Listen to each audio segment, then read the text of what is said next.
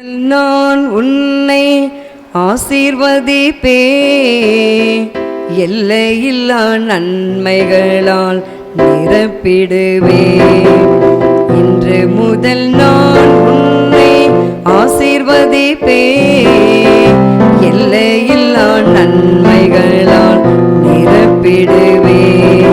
பெரிய இனமாக்கி ஆசீர்வதிப்பே, உனது பெயரை நான் உயர்த்திடுவே. பெரிய இனமாக்கி ஆசீர்வதிப்பே, உனது பெயரை நான் உயர்த்திடுவே. ஆசீர்வாத வாய்க்காலா நீருப்பா, ஆசீர்வாத வாய்க்காலா நீருப்பா, நீருப்பா. இன்று முதல் நான் உன்னை ஆசீர்வதிப்பே, எல்லையில்லா நன்மைகளால் நிரப்பிடுவே. ஆமென். கர்த்தாவே, இன்று முதல் எங்களை ஆசீர்வதிக்கிற தேவன், உயிர் தெழுந்த இயேசு எங்களை ஆசீர்வதிக்கும்படியாகவே நீர் உயிர் தெழுந்திருக்கிறீரப்பா. நன்றியப்பா. கொடுக்க போற வார்த்தைகளுக்காக சூத்தரிக்கிறையா. அந்த வார்த்தையானது அடிமைக்கும் அது பிரயோஜனமாக இருக்கட்டும், கேட்கிற ஒவ்வொருவருக்கும் அது பிரயோஜனமாக இருக்கட்டும். ஆவியானவர் நீர் பேசுவீராக. அடிமை சிலுவையின் இரத்த கோட்டைகளை மூடிக்கொள்ளுங்க, நீர் வெளிப்படுங்க, பெரிய காரியங்களை செய்யுங்க. துதிக மகிமையெல்லாம் உமக்கே செலுத்துகிறேன், இயேசுவின் நாமத்தில் பிதாவே, ஆமென். நாம் இந்த காலை நேரத்தில் கூட தியானத்துக்காக எடுத்துக்கொள்ளப்பட்ட வேத பகுதி லூக்கா சுவிசேஷ புஸ்தகம் 24ஆம் அதிகாரம் 50ஆம் வசனம், 50-51. பின்பு அவர் பெத்தானியா வரைக்கும் அவர்களை அழைத்து கொண்டு போய் தம்முடைய கைகளை உயர்த்தி அவர்களை ஆசீர்வதித்தார். அவர்களை ஆசீர்வதிக்கையில் அவர்களை விட்டு பிரிந்து பரலோகத்திற்கு எடுத்துக்கொள்ளப்பட்டார். ஆமென். கடந்த நாட்களில் நான் ஜெபத்தில் காத்திருந்தேன். உயிர்த்தெழுந்த ஞாயிறுக்கு 2-3 பாஸ்டர் இடத்துல கேட்டிருந்தேன். அவர்கள் வர முடியாத சூழ்நிலை. ஆனாலும் தேவன் சரி நாம் நம்மளே கொடுப்போம் என்று சொல்லி நான் ஜெபத்தில் காத்திருந்த பொழுது, நான் உயிர்த்தெழுந்த எப்படி ரொட்டீனாக அதே தான் நம்ம கொடுக்கணுமா? ஆவியானவரே, வித்தியாசமாக எனக்கு ஒரு வார்த்தையை கொடுங்க. உயிர்த்தெழுந்த இந்த நாளில் என் ஜனங்கள் ஏதாகிலும் எனக்கு ஒரு நன்மை கிடைக்காதா என்று எதிர்பார்த்து வருவார்களே, அப்படிப்பட்ட மக்களுக்கு நான் கொடுக்கணுமே, எனக்கு ஒரு வார்த்தையை கொடுங்க அப்படின்னு சொல்லி நான் தேவ சமூகத்தில் காத்திருந்த பொழுது கர்த்தர் எனக்கு அந்த வார்த்தையை கொடுத்தார். ஹல்லேலூயா. அப்போ நான் நினச்சேன், ஆசீர்வாதத்தை பற்றி எப்படி பேசுறது? உயிர்த்தெழுந்த இயேசுக்கும் இதற்கும் சம்பந்தம் இல்லையே, எப்படி ஆசீர்வாதம் சொல்லிட்டாரு டைட்டில். இப்போ ஆசீர்வாதம் எப்படி எடுக்கிறது? ஆபிரகாமை பற்றி எடுக்கிறதா, யோபு பற்றி எடுக்கிறதா, யாக்கோபை பற்றி எடுக்கிறதா, இப்படி என்று. ஆனாலும் நான் வேதம் எல்லாம் மூடி வச்சுட்டு வேதத்தை நான் பிரித்து வாசிக்க ஆரம்பித்தேன். அப்பொழுது ஆவியானவர் இந்த வார்த்தை தான் எனக்கு கோடிட்டு காண்பித்தார். ஹல்லேலூயா. பாருங்க, பின்பு அவர் பெத்தானியா வரைக்கும் அவர்களை அழைத்து கொண்டு போய், யாரை? சீஷர்களை. இயேசு இந்த இடத்துல பாருங்க, உயிர் தெழுந்த பின்பு அவர் என்ன செய்கிறாரு? எல்லாருக்கும் காட்சிகள் கொடுத்துட்டு என்ன செய்கிறாரு? அழைத்து கொண்டு போய் தம்முடைய கைகளை உயர்த்தி அவர்களை ஆசீர்வதித்தார். இன்றைக்கு உயிர் தெழுந்த இயேசு, நீங்கள் கேட்கலாம், உயிர் தெழுந்த இயேசு, நான் ஈஸ்டர் உயிர் தெழுந்த இயேசு பண்டிகைக்கு நான் சபைக்கு போகிறேன், எனக்கு என்ன கிடைக்கும் அப்படின்னு சொல்லி ஒரு எதிர்பார்ப்போடு நீங்கள் வந்திருக்கலாம்.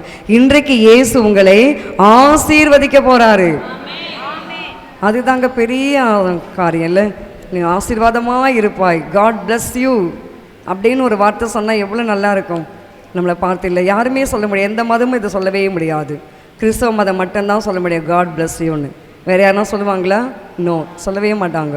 நீ நல்லா இருப்பேன் அப்படி ஏதோ ஒன்று சொல்லிடுவாங்க. அப்படி சொல்லிட்டு பின்னாடி நம்மளை குறித்து ஏதாகலாம் ஒன்று பேசுவார்கள். ஆனால் கிறிஸ்தவ மதம் மாத்திரம், கிறிஸ்துவை பின்பற்றுகள் மாத்திரம்தான் காட் பிளஸ் யூ அப்படின்னு சொல்லுவார்கள். கிறிஸ்து மாத்திரம்தான் நம்மை குறித்து ஆசீர்வாதமாக இருப்பா என்று சொல்லுவார். ஹல்லேலூயா சொல்லலாமா? அதுதான் இன்றைக்கு இயேசு நம்மளை ஆசீர்வதிக்கும்படியாக உயிர் தெழுந்திருக்கிறாரு. அப்போ சீஷர்கள் பார்த்தாங்க. சீஷர்களையோ என்ன பண்ணுறது ஏது பண்ணுறதுன்னு சொல்லி அவங்க கலங்கி கொண்டிருக்கும் போது தான் அவங்கள அழைச்சிட்டு போகிறாரு. இல்லை, வாசிங்க அது. பின்பு அவர் பெத்தானியா வரைக்கும். பெத்தானியா, ஏன் பெத்தானியாவுக்கு போகிறாரு? அதில் ஒரு ரகசியம் இருக்குது. சொல்ல முடியுமா யாருக்காக? ஏன் பெத்தானியாவுக்கு இயேசு போகிறாரு? பெத்தானியாவில் கழுதை இருந்துச்சு. அடுத்து லாசரு, வெரி குட்.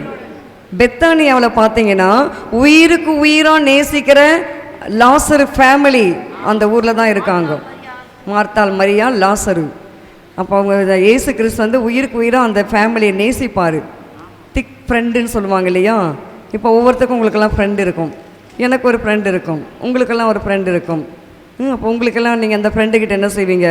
சில காரியத்தை வந்து கணவர் இடத்துல சொல்லவில்லை என்றாலும் ஃப்ரெண்டுக்கு இடத்துல ஓப்பனாக நம்ம சொல்லுவோம். சில பிள்ளைகள் வந்து தாய் தகப்பன்கிட்ட சொல்ல முடியாத வார்த்தைகளை ஃப்ரெண்ட் இடத்துல என்ன செய்வார்கள்? ஓப்பனாக சொல்லுவார்கள். அதே போல் தான் இயேசு கூட பாருங்கள், எத்தனையோ ஊர்களில் போயிட்டு அவர் ஊழியம் செய்திருக்கிறாரு, எத்தனையோ நன்மை செய்திருக்கிறாரு, எத்தனையோ பேருக்கு பிசாசுகள் நீக்கியிருக்காரு. ஆனாலும் இந்த பெத்தானியா என்ற ஒரு ஊரை வரும்போது மாத்திரம் அவருக்கு மிகவும் சந்தோஷமாக இருக்கும். ஏன்னா அங்கே வந்து ரெஸ்ட் எடுப்பார். ரெஸ்ட் எடுத்துகிட்டு அங்கே நல்லா இது பண்ணிவிட்டு ஊழியம் பண்ணிவிட்டு முடிச்சுட்டு வருவார். அதுக்காக தான் பாருங்களேன், இந்த பெத்தானியா வரைக்கும் அவளை அழைச்சிட்டு கொண்டு போயிட்டு என்ன பண்ணுறாரு? தம்முடைய கைகளை உயர்த்தி, அதாங்க அங்கே இருக்கிற விசேஷமானது. இன்றைக்கி நம்மளை ஆசீர்வதிக்கணும், என்ன செய்யணும்? கையை நீட்டி உயர்த்தி ஆசீர்வதிக்கணும். சும்மா வெறுமனே நம்ம சொல்லக்கூடாது. கைகளை வைத்து நீ ஆசீர்வாதமாக இருப்பாய், காட் பிளஸ் யூ, கர்த்தர் உன்னை ஆசீர்வதிப்பார். இன்றைக்கு சீஷர்களை கர்த்தர் என்ன பண்ணாரு? கைகளை உயர்த்தி ஆசீர்வதிக்கிறாரு. இன்றைக்கு சீஷர்களை மாத்திரமல்ல, இன்றைக்கு நம்மையும் கர்த்தர் ஆசீர்வதிக்க போறாரு. அவர் கை நீட்டப்படுகிறது, ஆணை கடாப்பட்ட கரம் நீட்டப்பட்டிருக்கிறது. அந்த கரத்தில் வல்லமை, ஆசீர்வதிக்கிற எல்லா கிருபை வரங்கள் இருக்கிறது.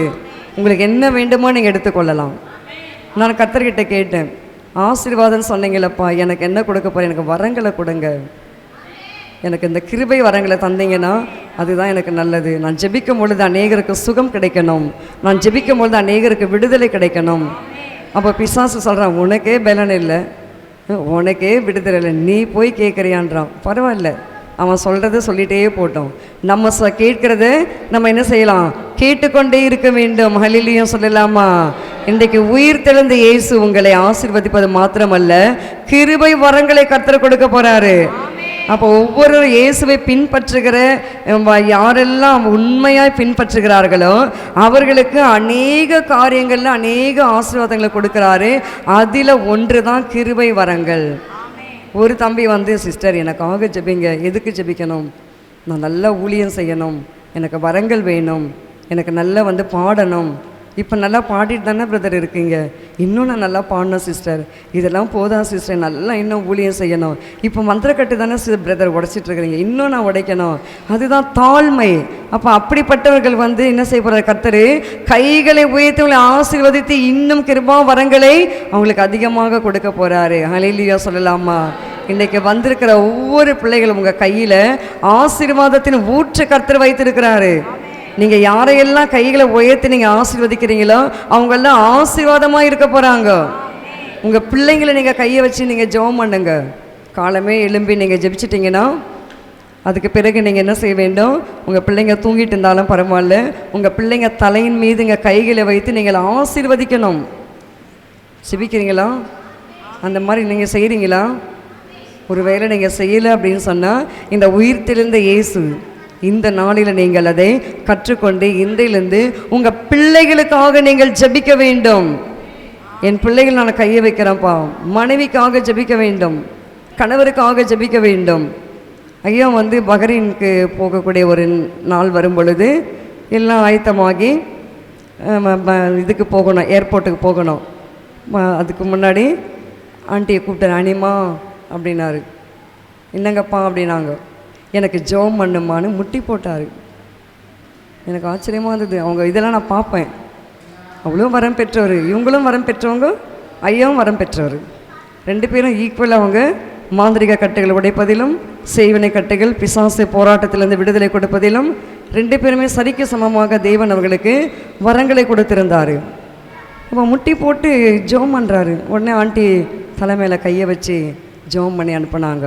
2 முறை கர்த்தர் துபாய் தேசத்துக்கு ஐயாவை கர்த்தர் எடுத்துகிட்டு போனார். ஹல்லேலூயா சொல்லலாமா? இன்றைக்கு நம்முடைய குடும்பத்தில் எப்படி இருக்கிறீங்க? கணவரை திட்டுறீங்களா? இங்கே வா, எதுக்குமாங்க வை இப்படி சொல்கிறீங்களா? இங்கே வா, இங்கே வா. சில பேர் பேர் வாடா இங்கேன்னுவாங்க. சில பேர் பேர் அது ஏன்னா அதுன்னா ஆடா மாடா இல்லை அக்ரிணையா, அது உயர்த்திணை. நமக்கு எல்லாம் எத்தனை அறிவு இருக்குது சொல்லுங்கள்? 6 அறிவு இருக்குது. கணவருக்கு கொடுக்க வேண்டிய மரியாதை நாம் கொடுக்க வேண்டும். வாங்க அத்தான் சொல்லலாம், வாங்க டார்லிங் சொல்லலாம், இல்லை வாங்க மாமா சொல்லலாம். உங்கள் சென்னை வழக்கப்படி மாமா சொல்லுங்கள், அல்லது ஊர்படி நீங்கள் அத்தான் சொல்லுங்கள், தவறு ஒன்றும் இல்லை. நம்முடைய கணவரை நம்ம என்ன செய்யக்கூடாது?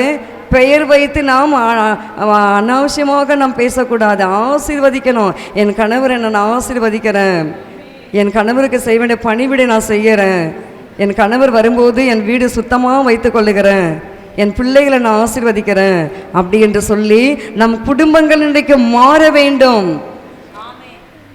ஒரு அம்மா தான் ஆமேன்னு சொல்கிறாங்க. ஒருவேளை நான் இந்த மைக் கம்மியாக இருக்குன்னு நினைக்கிறேன், சவுண்டு. காது கேட்குதுங்களா? எல்லாருக்கும் கேட்குதா காது?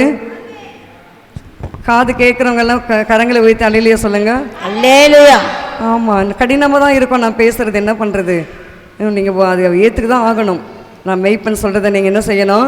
கடினமான உபதேசமாக இருந்தாலும் கண்டிப்பாக அதை நீங்கள் ஏற்றுக்கொண்டு தான் ஆக வேண்டும். உங்கள் கணவரை நீங்கள் தான் ஆசீர்வதிக்க வேண்டும். ஆமென். உங்கள் மனைவி நீங்கள் தான் ஆசீர்வதிக்கணும். உங்கள் பிள்ளைகளை நீங்கள் தான் ஆசீர்வதிக்கணும். ஆசீர்வதிக்கணும், ஜெபிக்கணும். கைகளை வைத்து நீங்கள் ஜெபிக்க வேண்டும். சீஷர்கள் கூடவே இருந்தாங்க 3 ஆண்டுகள். அவரிடத்துல கூடவே இருந்து நன்மை பெற்றார்கள், அதிசயங்களை கண்டார்கள், அற்புதத்தை கண்டார்கள். எல்லாம் கண்ட போது கூட இயேசு உயிர் தெழுந்தவனை என்ன பண்ணாரு? கைகளை வைத்து ஆசீர்வதிக்கிறாரு. இன்றைக்கு நம் பிள்ளைகளையும் நம் குடும்பங்களையும் நாம் ஆசீர்வதிக்க நாம் பழகி கொள்ள வேண்டும். கணவர்மார்களை கனம் செய்யுங்கள். கனம் செய்ய வேண்டுமானால் அவருக்கு மரியாதையோடு பேசுங்க. வாங்கன்னு சொல்லுங்க, உட்காருங்கன்னு கூப்பிடுங்க. பேர் சொல்லி கூப்பிடாதீங்க, ஏன்னு சொல்லாதீங்க. இல்லை அதெல்லாம் நமக்கு கனவீனம். அது இயேசு விரும்ப மாட்டார். பாருங்க, சாராள் எடுத்துக்கொள்ளுங்கள். தன் கணவரை ஆண்டவனே, கவனிக்கிறீங்களா? கவனிக்கிறீங்களா எல்லாரும்? சாராள் என்ன பண்ணுறாங்க? தன் கணவனை நீங்கள் ஆண்டவன்லாம் சொல்லாதீங்க, அப்படிலாம் வேண்டாம். நீங்கள் கொடுக்க வேண்டிய கனம் மரியாதை கொடுத்தால் அது போதும். ஹல்லேலூயா சொல்லலாமா? அப்படி நாம் செய்யும்பொழுது நம் குடும்பங்களில் ஆசீர்வாதம் தங்கும். உயிர் தெழுந்த இயேசு இன்றைக்கு உங்கள் குடும்பத்தில் ஆசீர்வதிக்கும்படியாக வந்திருக்கிறாரு. அவர் எடுத்து பாருங்களேன், நம் வேலைகளை கர்த்தர் ஆசீர்வதிக்க போகிறாரு. அந்த வேலையில் கர்த்தர் ஒரு ஜெயத்தை கர்த்தர் கொடுப்பாரு. நீங்கள் செய்கிற சின்ன வேலையோ பெரிய வேலையோ, அது நைட் டியூட்டியோ அது டே டியூட்டியோ, அது எந்த மாதிரி வேலையாக இருந்தாலும் அதை நீங்கள் உண்மை உத்தமமாக நீங்கள் செய்யும் பொழுது உயிர் தெழுந்த இயேசு உங்கள் வேலைகளை கர்த்தர் ஆசீர்வதிப்பார். இல்லையா? இன்றைக்கி நிறைய பேருக்கு வேலை இல்லை. அமெரிக்காவில் ஒரு தம்பி அழுகுறாரு. சாஃப்ட்வேர் இன்ஜினியர் படிச்சுட்டு, கடன் வாங்குகிறேன் சிஸ்டர், பிச்சை தான் சிஸ்டர், நான் எடுக்கலை, கஷ்டமாக இருக்குது, ஜெபிங்க சிஸ்டர். நான் சொன்ன முடிந்தால் நான் எத்தனையோ முறை சொல்லிட்டேன், இந்தியா வந்துடுங்க பிரதர், இந்தியா வந்துட்டீங்கன்னா உங்களுக்கு கர்த்தர் நல்ல வேலை கொடுப்பாருன்னு. பாவம், அவர் கேட்கவில்லை. இன்றைக்கு நாம் செய்கிற வேலைகளை என்ன செய்ய போகிறார் சொல்லுங்கள்? கர்த்தர் ஆசீர்வதிக்க போகிறாரு. அதற்கு நாம் எப்படி இருக்க வேண்டும்? உண்மையாக இருக்க வேண்டும். நான் கேட்டேன், நீங்கள் சபைக்கு போகிறீங்களா? போகிறேன் சிஸ்டர். அவங்க ஒய்ஃப் ரட்சிக்கப்படாதவங்க. அப்போ எப்படி சபைக்கு போகிறீங்க? எங்கள் தமிழ் சர்வீஸ் நடக்குது சிஸ்டர், அங்கே போயிட்டு நான் வந்துடுறேன் அப்படின்னு. ஆனால் ஒரு தப்பு செய்கிறேன் சிஸ்டர். என்ன தப்பு செய்கிறீங்க? என் ஒய்ஃப் தியேட்டரில் சினிமா பார்க்க கூப்பிடுறா, நான் போயிட்டு வந்துடுறேன். செய்யலாமா? நீங்கள் கிறிஸ்டியன்றது உங்கள் ஒய்ஃபுக்கு தெரியும்ல, நீங்கள் சொல்ல வேண்டியதானே, நீ போயிட்டு வந்துடுமா, நின்னால் வர முடியாது.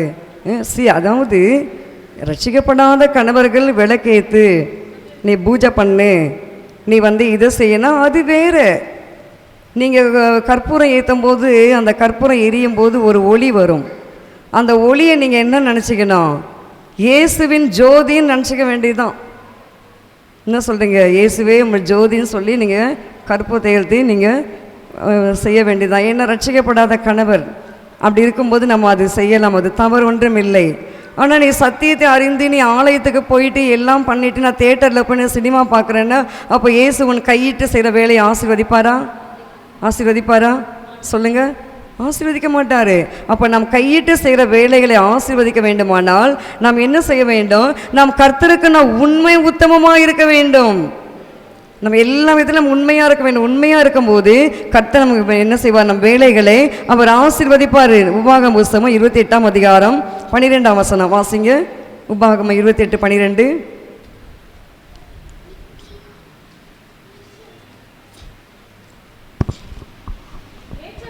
ஏற்ற காலத்தில் உன் தேசத்திலே மழை பெய்யவும் நீ கையிட்டு செய்யும் வேலைகளை எல்லாம் ஆசீர்வதிக்கவும் கர்த்தர் உனக்கு தமது நல்ல பொக்கிஷ சாலையாகிய வானத்தை திறப்பார்.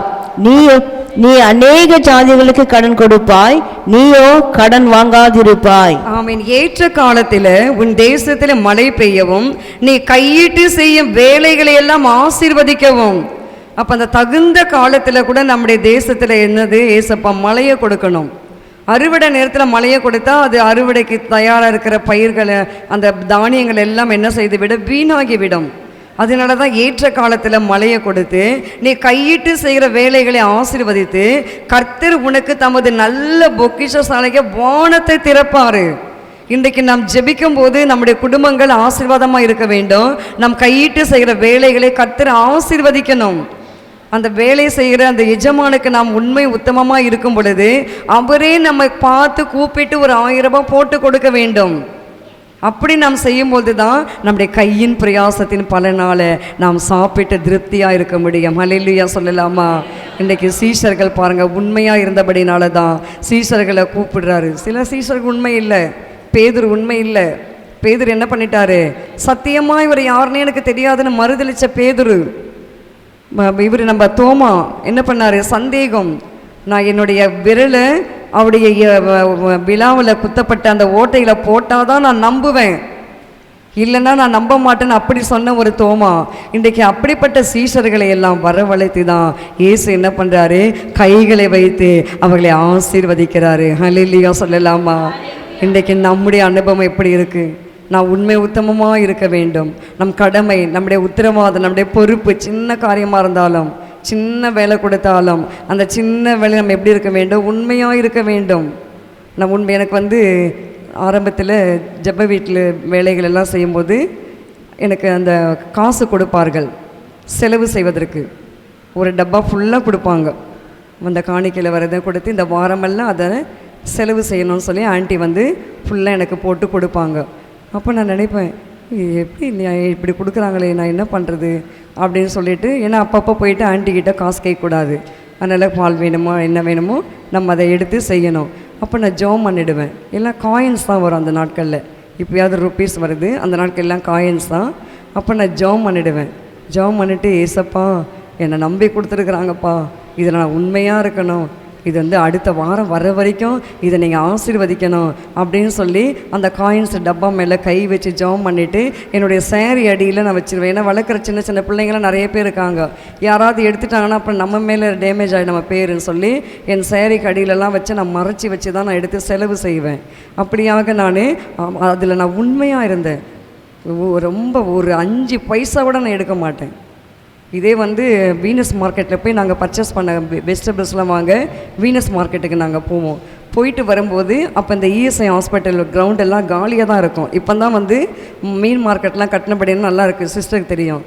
அப்போ நான் என்ன செய்வேன் தெரியுமா, நான் இந்த கட்டை பேக்கில் 2 பேக்கில் எடுத்துக்கிட்டு நான் என்ன செய்வேன், ஷார்ட்கட்டில் 10 ரூபா ஆட்டோ, அந்த 10 ரூபா இருந்தால் நம்ம என்ன செய்யலாம், ஒரு 2 கிலோ காய்கறி நம்ம எக்ஸ்ட்ரா வாங்கிக்கலாமே அப்படின்னு நினச்சி நான் நடந்தே நான் வருவேன். ஆண்டி திட்டுவாங்க, எதுக்குமா நீ நடந்து வந்த, நீ ஆட்டோவில் வர வேண்டியதானே, அந்த காசை நான் மற்றதுக்கு நான் செலவு செய்வேன். அப்படியாக நம் வேலைகளில் ஏன் சொல்ல வரேன், நமக்கு கொடுக்கப்பட்ட சின்ன வேலை தான். அந்த சின்ன வேலை நம்ம உண்மையாக இருக்கும்போது கர்த்தர் நம்மை ஆசீர்வதிப்பார். இன்றைக்கி நம்ம சின்னதில் உண்மையாக இருந்தபடினால்தான் இன்றைக்கி இந்த ஊழியத்தையே கர்த்தர் செய்வதற்கு எனக்கு கர்த்தர் கொடுத்துருக்கிறாரு. பெருமைக்காக இல்லை, கர்த்தருடைய மகிமைக்காக சொல்லுகிறேன். இன்றைக்கி நம்முடைய அனுபவம் எப்படி இருக்குது பிரியமானவர்களே, நம் கையிட்டு செய்கிற வேலை சின்னவன், நம் கணவர் சம்பாதித்து கொடுத்துட்டு போகிற அந்த காசை நம்ம எப்படி செலவு செய்கிறோம் யோசித்து பார்க்கணும். கண்டபடியாக நம்ம செலவு செய்யக்கூடாது, வந்துச்சு போச்சுன்னு இஷ்டப்படி நம்ம செலவு செய்யக்கூடாது. கொடுக்குற காசை நம்ம என்ன செய்ய வேண்டும், கையை வைத்து நாம் ஜெபிக்க வேண்டும். அதை தான் இயேசு பண்ணார். இயேசு என்ன செஞ்சார், கைகளை வைத்து அவளை ஆசீர்வதித்தார். இன்றைக்கி கைகளை வைத்து நீங்கள் எல்லாவற்றையும், அரிசி வருதா அரிசி மேலே கையை வச்சு ஜெபம் பண்ணுங்க, மாவு வருதா மாவு மேலே வச்சு ஜெபம் பண்ணுங்க, கேஸ் வருதா கேஸ் மேலே கையை வச்சு ஜெபம் பண்ணுங்க. கர்த்தர் 1 மாதத்துக்கு ஒரு கேஸ் உங்களுக்கு கொடுப்பாரு.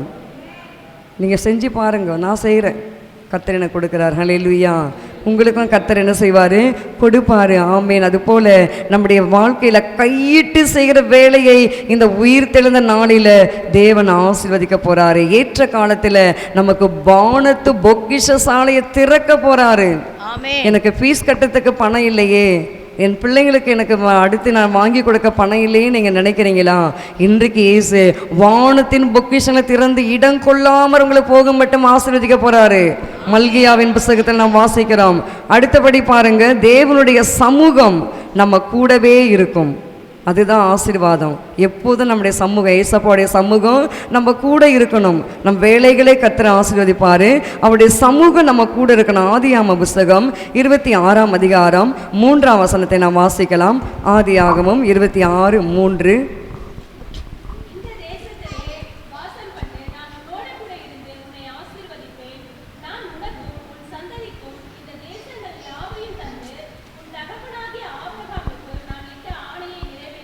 ஆமேன். இந்த தேசத்திலே வாசம் பண்ணுகிற நான் உன்னோடு கூட இருந்து உன்னை ஆசீர்வதிப்பேன். அப்போ யாரை பார்த்து சொல்கிறாரு? ஈசாக்குக்கு சொல்கிறாரு. ஈசாக்கே, நீ இந்த தேசத்தில் நீ வாசம் பண்ணு, நான் உன் கூட இருக்கிறேன். உன் கூட இருக்கணும் என்ன அர்த்தம்? என் சமூகம் உனக்கு முன்பதாக செல்லும், என் சமூகம் உன் கூட இருக்கும். இன்றைக்கி நம்ம எத்தனை பேர் நம்ம வெளியில் போகும்போது ஜெபிச்சுட்டு போகிறீங்களா? உங்களுடைய சமூகம் எனக்கு முன் செல்லணும்ப்பா, நான் போகும்போது என்னை காத்துக்கொள்ளுங்க, நான் வரும்போது என்னை காத்துக்கொள்ளுங்க. ஜெபிச்சுட்டு போகிறீங்களா? ஜெபிக்கிறீங்களா? உங்கள் கணவர் வேலைக்கு போகும்போது உங்கள் கணவருக்காக ஒரு நிமிடம் ஜெபிச்சு அனுப்புகிறீங்களா?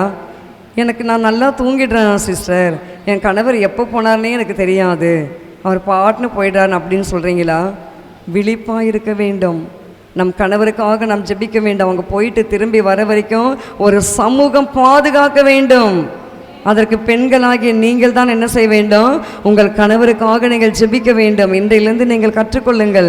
எத்தனை மணிக்கு அவர் எழும்பி போனாலும் பரவாயில்லை, உங்கள் சரீர சுகவீனம் இருந்தாலும் ஒரு புறம் இருக்கட்டும், ஜெபிச்சு அனுப்பிட்டு பாய் சொல்லிவிட்டு நீங்கள் கேட்டை சாத்திட்டு வந்து நீங்கள் படுத்துக்கொள்ளுங்கள். சில வீடுங்களில் போகிறதும் தெரியாது, வர்றதும் தெரியாது. எங்கள் வீட்டில் அப்படி தான். எங்கள் அம்மாக்கும் எங்கள் அப்பாவுக்கும் சமாதானம் கிடையாது, பேச மாட்டாங்க. ஏன் பேச மாட்டாங்க என்றால் எங்களுடைய சொத்துக்கள் அத்தனையும் போய்விட்டது. என்னுடைய சொத்துக்கள் அந்த ஃபேக்ட்ரி, அதாவது இந்த என்னது கலர் சோடா, அந்த நாட்களில் கோலி சோடாலாம் வரும் பார்த்தீங்களா, அதெல்லாம் ஒரு கோடி பாட்டில் வைத்து வீட்டிலேயே ஃபேக்ட்ரி மாதிரி நடத்தி கொண்டு வந்தார்கள். அடுத்து ரைஸ் மில், அடுத்து மாடுகள் நிரம்பி இருக்கும், ஆடுகள் எல்லாம் இருக்கும், வயல் 3 ஏக்கர், லாரி 2 லாரி. எங்கள் அம்மாவுக்கு நகையே 100 பவுன் நகை. அந்த பட்டு சேலையெல்லாம் பார்த்தீங்கன்னா அந்த ஜருகை, தங்க சருகை, அந்த நாட்களில் தங்க சருகை, வெள்ளி சருகை. இந்த நாட்கள்லாம் கிடையாது, இதெல்லாம் காக்கா சருகை தான் வருது போல், அப்படி தானே? அந்த காலத்துலலாம் வெள்ளி சரிகை, தங்க சரிகை, இப்படி தான் எங்கள் அம்மாவுக்கு சாரீஸ் எல்லாம் இருக்கும். பட் எல்லாமே அழிந்து விட்டது, எல்லா செல்வங்கள் போய்விட்டது. எல்லாம் போனதால் எங்கள் அம்மாவுக்கு வருத்தம். எங்கள் அம்மா கழுத்தில் இருந்த அத்தனை நகைகள் போய்விட்டது. அதனால் வருத்தத்தினாலே எங்கள் அப்பா கிட்ட பேச மாட்டாங்க, சண்டை அப்படியே அவங்க இருப்பாங்க. எங்கள் அப்பா இரவு வர்றதும் தெரியாது, காலையில் போகிறதும் தெரியாது. இரவு கடைசி பஸ்ஸு, கிராமம் அது, கடைசி பஸ்ஸு 11 மணிக்கு. அந்த 11 மணிக்கு அந்த கடைசி பஸ்ஸில் அவர் இறங்கும்போது சாதம் அங்கே இருக்கும், எடுத்து அவரே போட்டுப்பார், அவரே சாப்பிடுவார். மீதி இருந்தால் தண்ணி ஊற்றி வைப்பார். காலமே எழும்பி மீண்டும் அந்த பழைய சாதத்தை சாப்பிட்டுட்டு மீண்டும் அவர் வேலைக்கு போவது. இப்படியே தான் ஓடிக்கொண்டிருக்கும். இப்படி நிறைய குடும்பங்கள் இருக்கும். ஆனாலும் பாருங்கள், இயேசு இன்றைக்கு உயிர் தெழுந்த இயேசு நம் குடும்பத்தில் அப்படி கிடையாது. உங்கள் குடும்பத்தில் இன்றைக்கு நீங்கள் உங்கள் கணவரை நீங்கள் ஆசீர்வதிக்கிற பெண்களாக இருக்க வேண்டும். வேலைக்கு போகும்போது நீங்கள் ஆசீர்வதித்து அனுப்புங்க, ஜெபம் பண்ணி அனுப்புங்க. ஏதோ ஒரு காஃபியோ டீயோ தண்ணியோ சொம்பில் எடுத்து கொடுத்து நீங்கள் ஆசீர்வதித்து ஜெபம் பண்ணி அனுப்பி பாருங்க. கர்த்தர் உங்கள் குடும்பத்தில் கையிட்டு செய்கிற வேலைகளை கர்த்தர் ஆசீர்வதிப்பார். ஹல்லேலூயா சொல்லலாமா? இன்றைக்கி தேவன் பெரிய காரியம் நம்ம குடும்பங்களை செய்யறதுக்கு ரெடியாக இருக்கார். நாம் தான் சில தடையாக இருக்கிறோம். நாம் தான் தூக்கம், எப்போதும் தூக்கம், தூங்கிட்டே இருக்கலாமா, இன்னும் கொஞ்சம் தூங்கலாமா, இன்னும் கொஞ்சம் கை முடக்கி கொண்டு தூங்கலாமா, இன்னும் கொஞ்சம் போத்தி கொண்டு தூங்கலாமா, இல்லை இன்னும் கொஞ்சம் கண்ணை மூடி கொண்டு தூங்கலாமா என்று சொல்லி நம்ம என்ன செய்கிறோம்? அநேகர் தூக்கம் தூக்கம் என்று தூக்கத்திற்கு நம்ம இடம் கொடுக்கிறோம். தூக்கம் நல்லது தான், வேண்டாம் என்று சொல்லவில்லை. இருந்தாலும் அந்த தூக்கத்தை களைத்து போட்டு நீங்கள் சுறுசுறுப்பாக இருக்க வேண்டும். அப்பொழுதுதான் கர்த்தர் என்ன செய்வார்? நம்மளை ஆசீர்வதிப்பார். சமூகம் நம்ம கூட இருக்கும். அடுத்து வந்து பாருங்க, தேவனுடைய வல்லமை, தேவனுடைய பலம், அவருடைய உதவி நமக்கு வேண்டும். அதுதான் ஆசீர்வாதம். ஆசீர்வாதம்னா ஏதோ காரு பங்களெல்லாம் நகை நட்டுகள்லாம் கொடுப்பார் என்று அல்ல. அடுத்து வல்லமை வேண்டும், பலன் வேண்டும், உதவி வேண்டும். அதுக்கு எபேசியர் புஸ்தகம் 3ஆம் அதிகாரம் 16ஆம் வசனத்தில் வாசித்து பாருங்கள். எபேசியர் 3:16. நீங்கள் அவருடைய ஆவியினாலே உள்ளான மனுஷனில் வல்லமை பலப்படவும், கீழே வாசிங்க. விசுவாசத்தினாலே கிறிஸ்து உங்கள் இருதயங்களில் வாசமாயிருக்கவும் நீங்கள் அன்பிலே வேரூன்றி நிலை பெற்றவர்களாகி. ஆமென். நீங்கள் அவருடைய ஆவியினாலே எப்படியா? உள்ளான மனுஷன் வல்லமையாய் பலப்பட வேண்டும். அப்ப இன்னைக்கு உயிர் தெழுந்த இயேசு நமக்கு ஆவின் அபிஷேகத்தை பெற்று வல்லமையாய் பயன்பட, வல்லமையாய் நாம் பயன்பட வேண்டுமானால் 1 மணி நேரம் நாம் தேவ சமூகத்தில் காத்திருந்து நாம் ஜெபிக்க வேண்டும். அப்படி ஜெபித்தால் தான் நமக்கு என்ன கிடைக்கும் சொல்லுங்க? வல்லமை கிடைக்கும். அந்த வல்லமையினால் தான் வரங்கள் கர்த்தர் கொடுப்பாரு. அந்த உள்ளான மனிதன், நமக்குள்ள இருக்கிற இன்னர் மேன், அந்த உள்ள ஒரு மனிதன் இருப்பார். அந்த உள்ளான மனிதனுக்கு ஒரு ஸ்ட்ரென்த் வேணும். அந்த ஸ்ட்ரென்த் எங்கிருந்து கிடைக்கும் சொல்லுங்க? தேவ சமூகத்தை நம்ம காத்திருந்து ஜெபித்து பாடல் பாடி தேவனை ஆராதித்து வேதத்தை வாசித்தால் தான் நமக்கு அந்த பலன் கிடைக்கும். அல்லேலூயா சொல்லலாமா? இன்னைக்கு உயிர் தெழுந்த இயேசு உங்களுக்கு அந்த கிருபையை கொடுப்பாரு. நீங்கள் காலமே எழும்புவீங்க, வேதத்தை வாசிப்பீங்க, குறிப்பை எடுப்பீங்க, பாடல் எழுதுவீங்க. வல்லமை கர்த்தரை கொடுப்பாரு. பிரசங்கிக்கிற கிருபையை கொடுப்பாரு, பாடுகிற கிருபையை கொடுப்பாரு, தாளந்துகளை கிருபையை கொடுப்பாரு, மியூசிக் வாசிக்கிற கிருபையை கர்த்தரை கொடுப்பாரு. எத்தனை பேருக்கு மியூசிக் வாசிக்கணும் ஆசையாக இருக்குது? நல்லது, பெண்கள் கற்றுக்கலாம். Very good. என்ன சொல்கிறீங்க? அது ஒரு இயேசுக்காக அதை நம்ம பாடணும் இல்லையா? அவர் மேல வாத்தியம் கைமணி பூரிகை எடுத்து முழங்கிடுவோம். இல்லை, நம்முடைய கையில் வந்து நீங்கள் எல்லா இன்ஸ்ட்ருமெண்ட்டை வாங்கி வைத்து கொள்ளுங்க. வீட்டில் கூட வைத்து நீங்கள் பாடலாம். வீட்டில் நீங்கள் வாடகை வீட்டில் இருக்கிறவங்க பரவாயில்ல, சொந்த வீடு வைத்திருக்கவங்க என்ன செய்யலாம்? நீங்கள் அழகாக நீங்கள் இன்ஸ்ட்ருமெண்ட்டை வாங்கி வைத்து பாடி தேவனை நீங்கள் மகிமைப்படுத்தலாம். அப்படி செய்யும்பொழுது உங்களுடைய உள்ளான மனிதன் வல்லமையாக பலப்பட முடியும். அப்ப பலன் அடையும் போது அவர் உங்களுக்கு உதவி செய்வாரு. உதவி மாத்திரமல்ல, உங்களுக்கு ஆசீர்வதிப்பாரு. ஆமென், ஹல்லேலூயா. தேவன் நம் மீது நம் மூலமாக கிரியை செய்வாரு. இப்போ வந்து ஜான் இருக்காருன்னு வைத்துக் கொள்ளுங்கள். இப்போ ஜான் கிட்ட வந்து ஒரு ஃபேமிலி வராங்க. தம்பி ஜெபிக்கணும்ப்பா. அப்படிங்களா? ஐயோ, எனக்கு ஜெபிக்கவே தெரியாது. இருங்க எங்கள் பாஸ்டர் அம்மாக்கு நான் ஃபோன் பண்ணுறேன், இல்லை எங்கள் ஜஸ்டின் அண்ணாக்கு நான் ஃபோன் பண்ணுறேன், இல்லை நான் கைஸ்மாண்டிக்கு நான் ஃபோன் பண்ணுறேன். இப்படி எதுவும் நம்ம என்ன செய்யக்கூடாது? சொல்லக்கூடாது. உடனே ஜான் என்ன செய்யணும்? அப்படிங்களா, உங்களுக்கு என்ன பிரச்சனை? இது போல் கண்ணை மூடுறீங்களா? நான் ஜெபிக்கிறேன், நான் எனக்கு தெரிஞ்ச ஜெபத்தை நான் ஜெபிக்கிறேன். கர்த்தர் வரங்களை கொடுப்பாரு. உடனே நம்ம வந்து பாஸ்டர் அம்மா கிட்ட பாஸ்டர் கிட்ட அப்படின்னு நம்ம என்ன செய்யக்கூடாது? போகக்கூடாது. ஒருவேளை அது நம்மளால் முடியாத ஒன்று இருக்குமானால் சபைக்கு கொண்டு வரலாம். மோகன் சீலாசரையா உங்களுக்கு எல்லாருக்கும் தெரியும், அருமையான ஊழியர். அவர் வாலிப வயதாக இருக்கும் பொழுது சுகவீனம் அடைந்து விட்டார். பாடி என்ற இடத்துல தான் அவங்க இருந்தாங்க. ஃபேமிலியோட பாத்திரக்கடை தான் வச்சுருந்தாங்க அவங்க. அப்போ இருக்கும்போது அவர் சுகவீனம் அடைந்து அவருக்கு ஹார்ட் வந்து என்லார்ஜ் ஆயிடுச்சு, பெருசாக வீங்கிருச்சு. வீங்கின உடனே அவரால் நடக்க முடியல, பேச முடியல, மூச்சு விட முடியல, படுத்த படுக்கை ஆயிட்டார். அப்படி இருக்கும்போது அவங்க அம்மா ஏதேதோ தெய்வங்களை எல்லாம் வணங்குகிறார்கள். ஹிந்துஸ் அவங்க எல்லா தெய்வங்களையும் வணங்கி பார்த்தார்கள். ஒன்றும் வந்து பதில் கொடுக்கலை. ஐயா கூட படித்த ஒரு தம்பி அவர் சும்மா பார்க்க வந்திருக்காரு.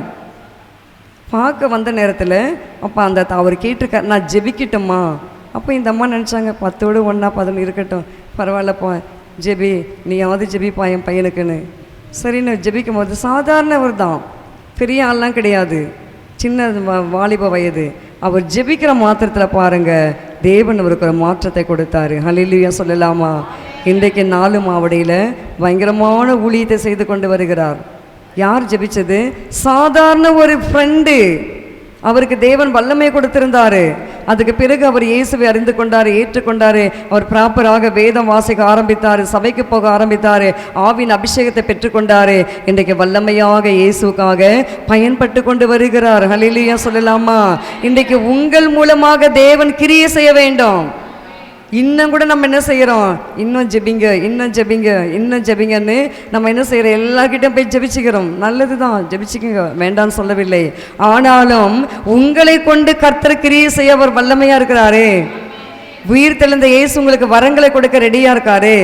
நீங்கள் என்ன செய்யணும், உயிர் தெழுந்த இயேசு அந்த வரங்களை பெற்றுக்கொள்ளணும், நீங்கள் வாங்கி கொள்ளணும். அதுக்கு ஒரே காரியம் என்னது, நீங்கள் தேவ சமூகத்தில் காத்திருக்கணும். உயிர் தெழுந்த இயேசுவே எனக்கு வரங்களை கொடுங்கப்பா, நீங்கள் கேளுங்களாம், கர்த்தர் கொடுப்பாரு. நீங்கள் கேட்டு பார்த்துட்டு அதுக்கப்புறம் நீங்கள் எங்கிட்ட வந்து சொல்லுங்கள். கர்த்தர் நமக்கு ஒவ்வொருக்கும் நம்ம அழைக்கும் பொழுது, நமக்கு ஆவின் அபிஷேகத்தை கொடுக்கும் பொழுது ஒவ்வொருத்துக்கும் ஒரு வரங்களை கொடுத்து தான் அவர் நடத்துவார். 2 பிலிப்பியர் புஸ்தகம் 2ஆம் அதிகாரம் 13ஆம் வசனம் வாசிங்கள். பிலிப்பியர் 2:13.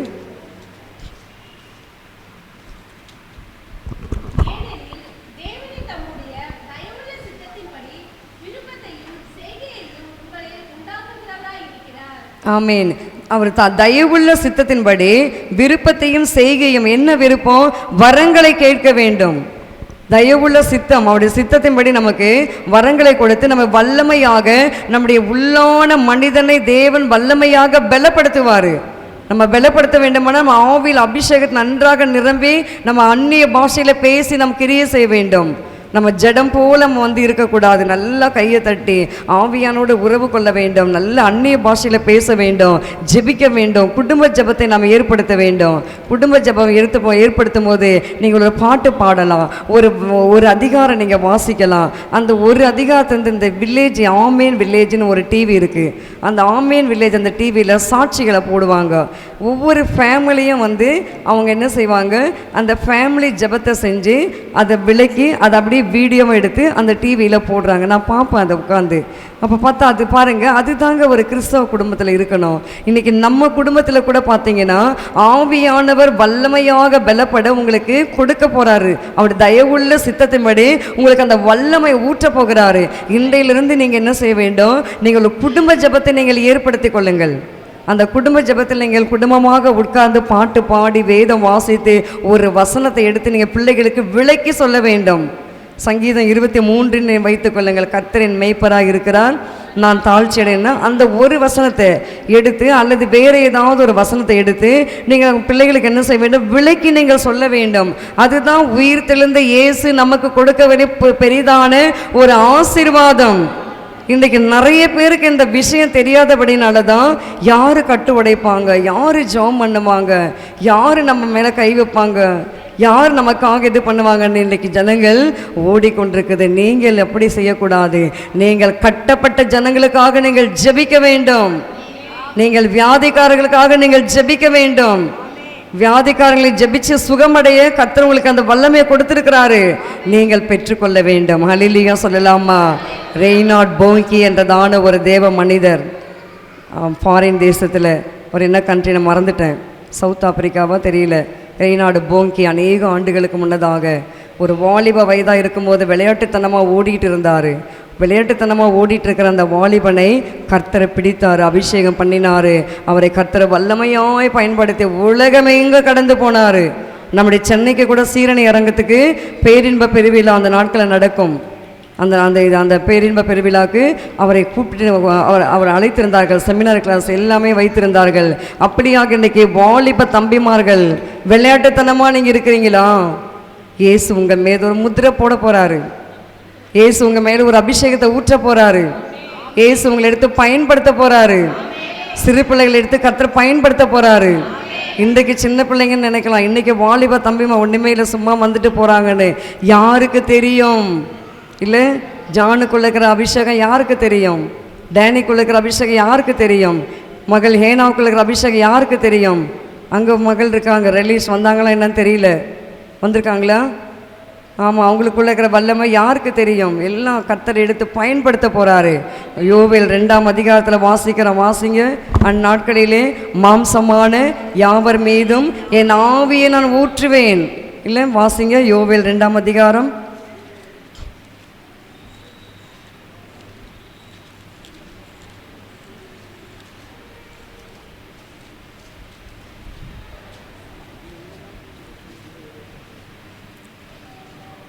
இருபத்தி 8ஆம் வசனமா 26 வாசிங்க. 28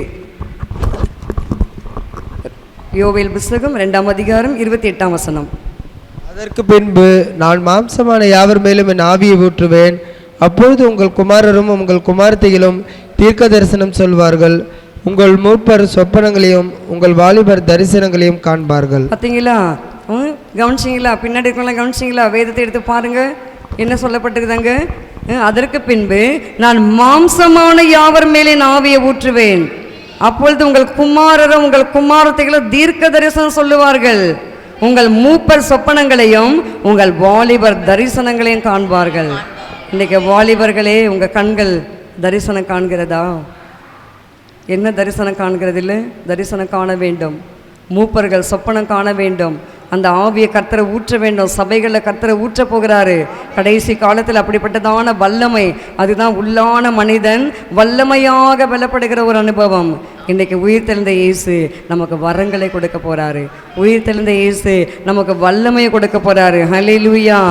அடுத்து பாருங்களேன், மனித இனத்தை இயேசு தேவன் ஆரம்பத்தில் எல்லாத்தையும் படைச்சிட்டு கடைசியில் மனித இனத்தையும் படைத்துட்டு மனித இனத்தையும் ஆசீர்வதிக்க வேண்டும் என்று அவருடைய மனதுக்குள்ளே தோன்றினது.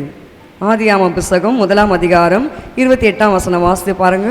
பின்பு தேவன் அவர்களை நோக்கி, நீங்கள் பலுகி பெருகி பூமியை நிரப்பி அதை கீழ்ப்படுத்தி சமுத்திரத்தின் மச்சங்களையும் ஆகாயத்து பறவைகளையும் பூமியில் மேல் நடமாடுகிற சகல ஜீவ ஜந்துகளையும் ஆண்டு கொள்ளுங்கள் என்று சொல்லி தேவன் அவர்களை ஆசீர்வதித்தார். பார்த்தீங்களா? தேவன் அவர்களை ஆசீர்வதிக்கிறாரு. எப்படி? தேவன் நோக்கி நீங்க பலுகி பெருகி, நீங்க என்ன பலுகி பெருகுங்க, பலுகி பெருகி என்ன பண்ணுங்க, பூமியை நிரப்பி அதை கீழ்ப்படுத்துங்க. இன்றைக்கு கிறிஸ்தவர்கள் பலுகி பெருக வேண்டும், கிறிஸ்தவம் வளர வேண்டும், கிறிஸ்தவை ஒழிக்கணும், கிறிஸ்தவை அழிக்கணும் என்று நினைக்கிற அந்த கூட்டங்களுக்கு முன்னதாக இந்திய தேசத்தில் கிறிஸ்தவம் பலுகி பெருக வேண்டும். கர்த்தர் செய்ய போறாரு. ஆமேனே சொல்ல மாட்டேன்றீங்களே? கிறிஸ்தவம் பலுகி பெருக தான் போது. பாருங்க, இந்திய தேசத்தில் மாநிலங்களில் அந்த எழுப்புதல் அக்னியானது பற்றி எரிய போகிறது. அண்ணாமலையாவது எந்த மலையாக இருக்கட்டும், யாராலையும் ஒன்றும் செய்ய முடியாது. இயேசுவினுடைய நாமத்தை அறிவிப்பதற்கு எந்த தடைகள் வராது. எல்லாம் இன்னைக்கு நம்ம நினைக்கலாம், நிறைய பேர் மறிக்கிறாங்களே, ஊழியர்களாக நான் கூட நினச்சேன். என்கிட்ட ஒருத்தர் கேட்டாங்க, ஏன் ஊழியக்காரங்கள்லாம் மறிக்கிறாங்கன்னு. ஏன் மறிக்கிறாங்கன்னா, வாக்குத்தத்தம் இருக்கிறது. ஊழியர்கள் எல்லாம் இரத்த சாட்சிகளாக மறிக்க வேண்டும். பலிபீடத்தின் கீழே இரத்த சாட்சிகள் ஒரு கூட்டம் எங்களுக்கு நியாயம் செய்யுங்க, எங்களுக்கு நியாயம் செய்யுங்க என்று சொல்லி அந்த இரத்த வண்ண ஆடையை உடுத்தி கொண்டு அவர்கள் அப்படியாக தேவ சமூகத்தில் அவர்கள் மன்றாடுகிறார்கள். வெளிப்படுத்தின விசேஷத்தில் இருக்குது, வீட்டில் போய் வாசித்து பாருங்கள். அப்படியாக அதனால தான் ஊழியர்கள் இரத்த சாட்சிகளாக மறிக்கிறார்கள். இன்றைக்கி அந்த பலிபீடத்தின் கீழே ஃபுல்லாக நிரம்பணும். அந்த ஃபுல்லாக நிரம்பின பிறகு தான் இயேசுவின் வருகை வரும். ஹல்லேலூயா சொல்லலாமா? இன்றைக்கி நம்முடைய தேசத்தில் பலுகி பெருக போது கிறிஸ்தவம். இன்றைக்கி கிறிஸ்தவத்தை ஒழிக்கணும். வக்பு சட்டம் இஸ்லாமியர்களுக்கு விரோதமாக போடப்பட்டிருக்கிறது. அநேக மாநிலங்களில் கலவரங்கள், வங்க தேசத்தில் கூட பயங்கர கலவரம். எனவே அதுக்காக நீங்கள் ஜெபித்து கொள்ளுங்கள். நேரம் இல்லை, அதனால் தான் நான் சொல்லி ஜெபிக்க முடியவில்லை. எனவே அந்த தேசத்தில் இருக்கிற அந்த போராட்டங்கள் எல்லாம் முற்றிலுமாக மாற வேண்டும். எனவே கிறிஸ்தவர்களுக்கு விரோதமாய், இஸ்லாமிற்கு விரோதமாய் போடப்படுகிற சட்ட திட்டங்களை எல்லாம் கர்த்தர் தவிடுபடியாக்க வேண்டும். பலுகி பெருகுன்னு சொன்ன கருது நீங்கள் சொன்னீங்களப்பா, பலுகி பெருகுன்னு சொன்னீங்களே, எங்கள் தேசம் பலுகி பெருகணும். இந்திய தேசத்தில் கிறிஸ்தவம் என்ன செய்ய வேண்டும்? பலுகி பெருக வேண்டும். அது மாத்திரமல்ல, பூமி நிரப்பி அதை கீழ்ப்படுத்தி சமுத்திரத்தின் மச்சங்களையும் ஆகாயத்து பறவைகளையும் பூமியின் மேல் நடமாடுகிற சகல ஜீவ ஜந்துக்களையும் ஆண்டு கொள்ளுங்கள். எல்லாவற்றையும் ஆண்டு கொள்ள கர்த்தர் நமக்கு உதவி செய்ய போறாரு. இன்னைக்கு இவங்க நினைச்சுட்டு இருக்காங்க, கிறிஸ்தவங்க எல்லாம் இஸ்ரேலுக்கு ஓடிடுங்க, முஸ்லீம்ஸ் எல்லாம் நீங்கள் துபாய்க்கு போங்கன்னு. யாரும் எங்கேயும் போகக்கூடாது. எல்லாரும் அவரவர்கள் தேசத்திலிருந்து அவரவர்கள் பலுகி பெருகும்படியான ஒரு எழுப்புதலை கர்த்தர் கொடுக்க போறாரு. அதுதான் உயிர் தெழுந்த இயேசு இன்றைக்கு நம்முடைய தேசத்தில் ஒரு மாபெரும் ரட்சிப்பை தேவன் கட்டளையிட போகிறாரு. ஹல்லேலூயா. சீஷர்கள் செய்தார்கள். சீஷர்கள் பாருங்க, அவங்க ஒவ்வொருத்தரும் ஒவ்வொரு கண்டங்களுக்கு கடந்து போனார்கள். பேதுரு ஐயா ஐரோப்பா கண்டத்துக்கு போனார். தாமஸ், அதாவது தோமா, எந்த கண்டத்துக்கு வந்தார் சொல்லுங்க? இந்தியா வந்தார். ரைட்டு. கண்டம் ஆசியா. இந்தியா ஆசியாவில் தான் இருக்குது. நிறைய பேர் சொல்கிறாங்க இயேசு ஃபாரின் கடவுள்னு. இயேசு கிறிஸ்து பிறந்த ஊரே வந்து ஆசியா கண்டத்தில் தான் இருக்குது. தெரியுங்களா? இது எருசலேம் எந்த கண்டத்தில் இருக்குது நினைக்கிறீங்க? ஆசியா கண்டத்தில். தெரியுமா? தெரியாதுல்ல? கற்றுக்குங்க. இதெல்லாம் எந்தெந்த கண்டத்தில் எந்தெந்த தேசம் இருக்குன்னு ஜெபத்திற்காக நம்ம போயிட்டு நம்ம படித்து மார்க் வாங்க போகிறதில்ல. நான் ஏன் இதெல்லாம் கற்றுக்கொள்ளேன்னா ஜெபிப்பதற்கு நமக்கு பிரயோஜனமாக இருக்கும். இன்றைக்கி நிறைய பேர் சொல்லுவாங்க ஃபாரின் கடவுள்வாங்க. இல்லை, இயேசு கிறிஸ்து ஆசியாவில் எருசலேமில் அவர் பெத்லகேம் என்ற ஊரில் பிறந்தார். இன்றைக்கி அப்படி கண்டமாக சீஷர்கள் கடந்து போனார்கள்.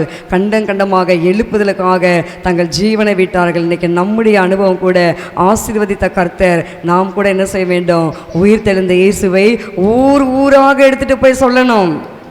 சொல்லலாமா? சொல்ல முடியுமா? ஊரை நம்ம சொல்ல முடியுமா?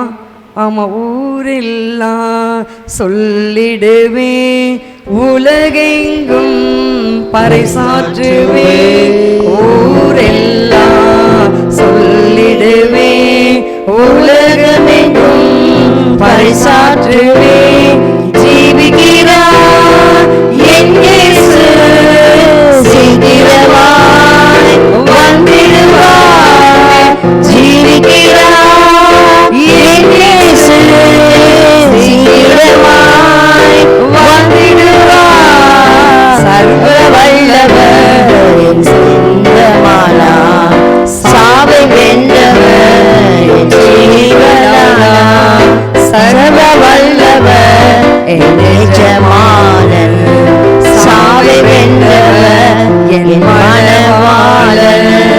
ஆமென். அதாவது எபிரேயர் புஸ்தகம் 12ஆம் அதிகாரம் 2ஆம் வசனத்தை வாசிக்கலாம். எபிரேயர் 12:2.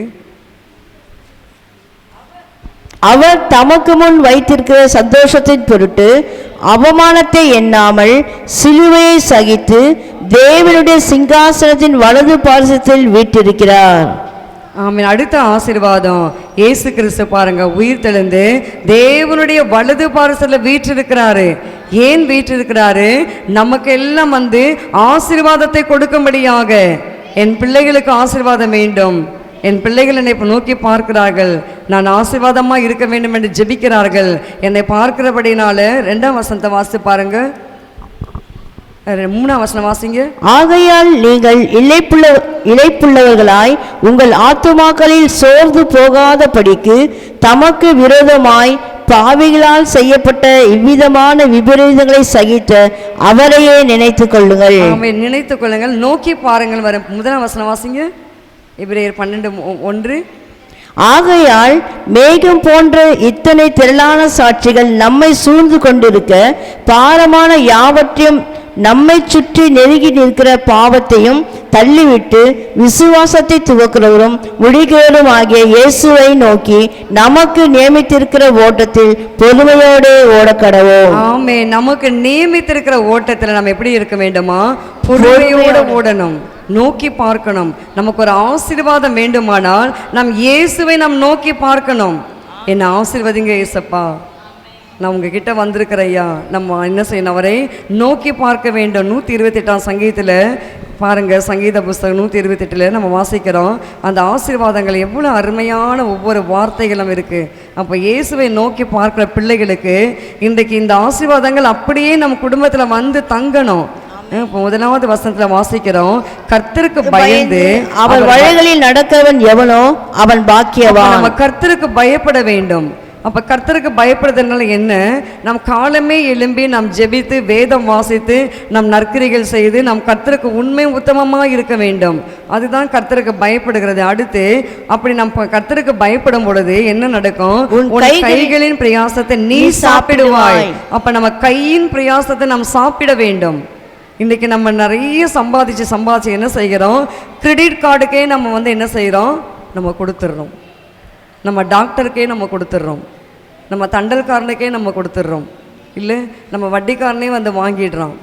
ஆனால் இன்றைக்கு பாருங்கள், உயிர் தெழுந்த இயேசு உங்கள் குடும்பங்களை ஆசீர்வதிக்கும் போது உங்கள் கையின் பிரயாசத்தின் பல நீங்கள் சாப்பிட்டு என்ன செய்வீர்கள்?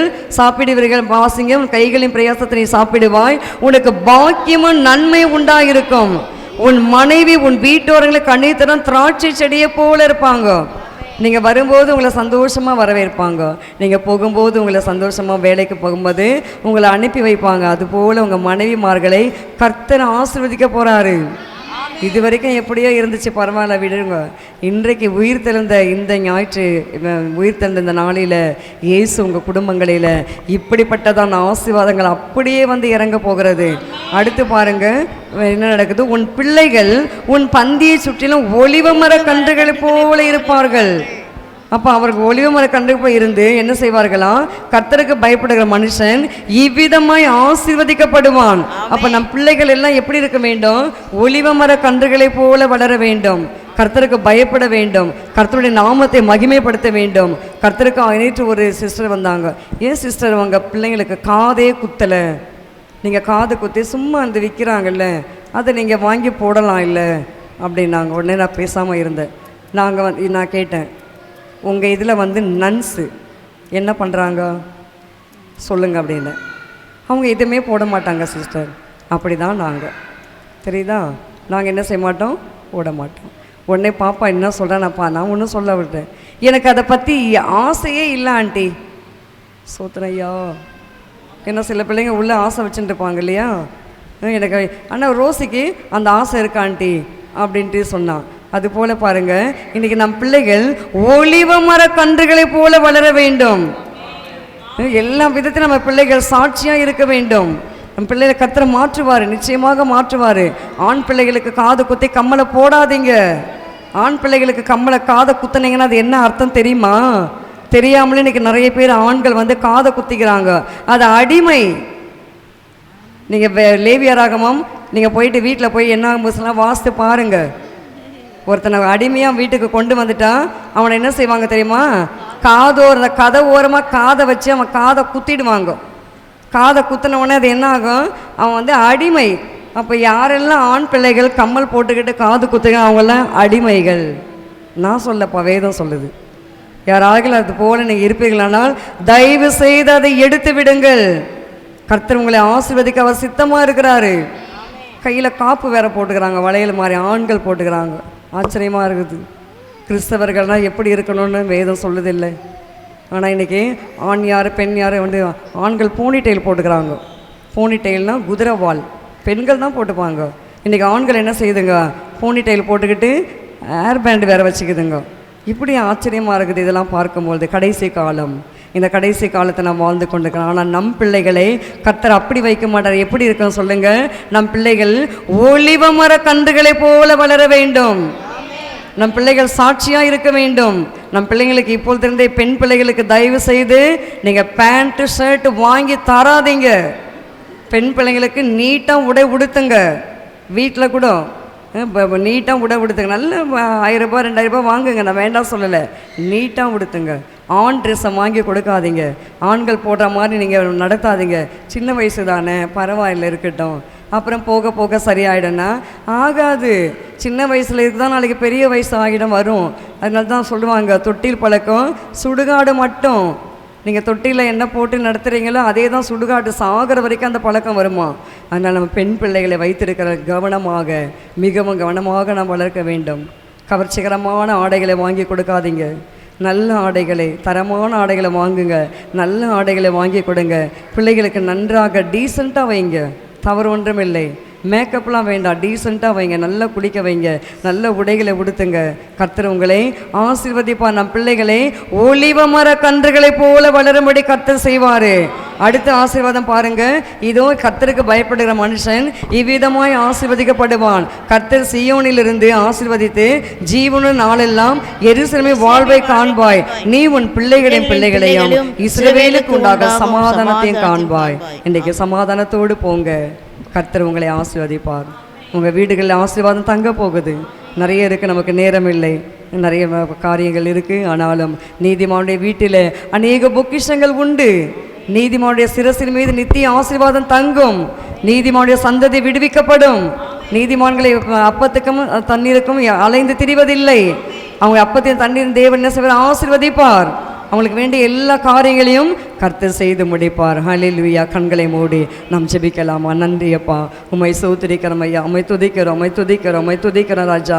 நன்மையான நேரத்தில் கர்த்தாவே, நாங்கள் கேட்ட வார்த்தையின்படியாக கைகளை உயர்த்தி சீஷர்களை ஆசீர்வதித்தவர், இன்றைக்கு உம்முடைய கைகளை உயர்த்தி ஐயா எங்களையும் எங்கள் குடும்பங்களையும் எங்கள் தேசங்களையும் கர்த்தர் நீர் ஆசீர்வதிங்கப்பா. எங்கள் தேசத்தில் கடைசியாக எசேக்கியேல் புஸ்தகம் வாசித்து பாருங்க.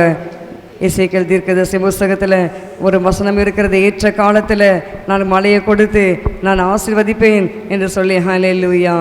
ஆமென். நல்ல கர்த்தர் நல்லவர், அவர் கிருபை என்றும் உள்ளது. கர்த்தர் நம் மேட்டின் மேலும் சுற்றுப்புறங்களில் எங்கும் நம் ஆசீர்வாதமாக்குவேன் என்று சொல்லி எசேக்கியேல் தீர்க்கதரிசி புஸ்தகம் தெரிந்தவர்கள் எடுத்தால் நீங்கள் வாசித்து பாருங்கள். ஹல்லேலூயா.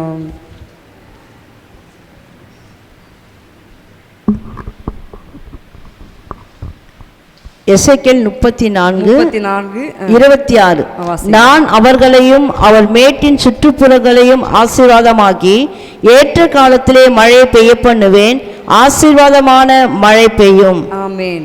ஏற்ற காலத்தில் என்ன செய்வாரா? மழையை பெய்ய பண்ணுவேன். நான் அவர்களையும் என் மேட்டின் சுற்றுப்புறங்களையும் ஆசீர்வாதமாக்கி.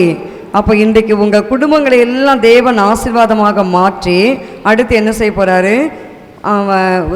ஆசீர்வாதமாக்கி ஏற்ற காலத்தில் மழையை பெய்ய பண்ணுவேன், ஆசீர்வாதமான மழை பெய்யும். உங்கள் குடும்பங்களில் ஆசீர்வாதமான மழை. தங்க நகை வேணுமா? ஆசீர்வாதம். அப்படி தங்க நகை கொட்ட போகுது. அப்புறம் கொட்டலைன்னா என்ன கேட்காதீங்க, என்ன சிஸ்டர் தங்க நகை கொட்டுச்சுங்களே கொட்டலன்னு. அவங்கவுங்க விசுவாசத்தின்படி உங்களுக்கு உங்கள் பிள்ளைங்களுக்கு தங்க நகை வேணுமா? ஜெபம் பண்ணுங்க. ஜெபம் பண்ணினா கர்த்தர் கொடுப்பாரு ஆசீர்வாதமான மழை. இல்லை, ஆசீர்வதிக்கிற தேவன் நம்மை ஆசீர்வதிக்கும்படியாகவே அவர் நோக்கம் அதுதான். என்னாகும் 24:1 என்ன வாசிக்கிறோம்? இஸ்ரவேலை ஆசீர்வதிப்பதே கர்த்தருக்கு பிரியம். அப்போ ஏசப்பாக்கு பிரியத்தில் ஒன்று என்ன சொல்லுங்க? நம்மை ஆசீர்வதிக்கணும். இன்னைக்கு தேவன் அப்படியாக உங்கள் ஏற்ற காலத்தில் ஆசீர்வாதமான மழையை கர்த்தர் கொடுக்க போகிறாரு. ஹல்லேலூயா சொல்லலாமா? கர்த்தர் நல்லவர், அவர் கிருபை என்றும் உள்ளது. ஒரு பாடலை கூட ஏழைக்கு தந்தார் நினைக்கிற ஒரு வருடம். ஆசீர்வாத மழையை ஊற்றிடுவே, தேசத்தின் மீது ஊற்றிடுவே, ஆசீர்வாத மழையை ஊற்றிடுவே, தேசத்தின் மீது ஊற்றிடுவே. பயப்படாதே, கலங்காதே, தேவன் உனக்கு நடத்திடுவான். பயப்படாதே, கலங்காதே, தேவன் நமக்கு செய்திடுவான். ஆசீர்வாத மழையை ஊற்றிடுவான், தேசத்தின் மீது ஊற்றிடுவான். ஆமென். ஆசீர்வாதமான மழையை தேவன் தேசத்தின் மீது ஊற்றப் போகிறார். உங்கள் குடும்பங்கள் மீது கர்த்தர் ஊற்றப் போகிறார். உங்களுக்கு என்னது தேவை அதெல்லாம் கர்த்தர் கொடுக்க போகிறார். இனி நீ கடன் வாங்குவதில்லை. அதான் விசேஷமான ஒரு ஆசீர்வாதம். நீங்கள் இனிமேல் யாரும் கடன் வாங்கக்கூடாது. வாங்கின கடனை எப்படியாவது அடைப்பதற்கு கர்த்தர் திராணி கொடுப்பார். இனிமேல் நீங்கள் என்ன செய்ய மாட்டீங்க? கடன் வாங்க மாட்டீங்க. உயிர்த்தெழுந்த இயேசு உங்கள் குடும்பங்களை அப்படியாக ஆசீர்வதிப்பார். ஆமென். கண்களை மூடி நாம் ஜெபிக்கலாம். நன்றி ஆவியானவரே, ஸ்தோத்திரிக்கிறோம், துதிக்கிறோம். இந்த நாளில் கூட கர்த்தாவே, நாங்கள் கேட்ட வார்த்தையின்படியாக கைகளை உயர்த்தி சீஷர்களை ஆசீர்வதித்தீரப்பா. எங்களை கூட இங்கே ஆசீர்வதிங்க. அகில உலக எளிமை பிரகாசி திருச்சபை வந்திருக்கிற ஒவ்வொரு குடும்பங்களையும் கர்த்தரை ஆசீர்வதிங்க. அடிமையும் ஆசீர்வதிங்க, சபையை ஆசீர்வதிங்க. சபைக்கு வேண்டிய தேவைகள் எல்லாம் சந்திங்கப்பா. ஒவ்வொரு குடும்பங்களுக்கு வேண்டியது என்னென்ன தேவைகள் எல்லாம் கொடுங்க அப்பா. எக்ஸாம் எழுதின பிள்ளைகள் ரிசல்ட்டுக்காக காத்திருக்கிறார்கள். அவர்களுக்கு நல்ல ரிசல்ட்டு கொடுங்க, நல்ல மார்க்குகள் கொடுங்க. எதிர்காலத்தை எல்லாம் நீங்கள் பொறுப்பெடுத்து நடத்துங்க. பெரிய காரியங்களை செய்யுங்க. துதிக்க மகிமையெல்லாம் உமக்கே செலுத்துகிற இயேசுவின் நாமத்தில் பிதாவே, ஆமேன். நாம் சேர்ந்து சொல்லுவோம். என் ஆத்துமாவே கர்த்தரை ஸ்தோத்திரி, என் முழு உள்ளமே பரிசுத்த நாமத்தை ஸ்தோத்திரி. என் ஆத்துமாவே கர்த்தரை ஸ்தோத்திரி, கர்த்தர் செய்த சகல உபகாரங்களையும் மறவாதே. ஆமேன். அல்லேலூயா, அல்லேலூயா, அல்லேலூயா. உயிர்த்தெழுந்த இயேசு உங்களை எல்லாரையும் ஆசீர்வதிப்பாராக. ஆமேன். God bless you. Praise the Lord. மாரநாதா, இயேசு சீக்கிரம் வரப்போகிறார். ஆமேன்.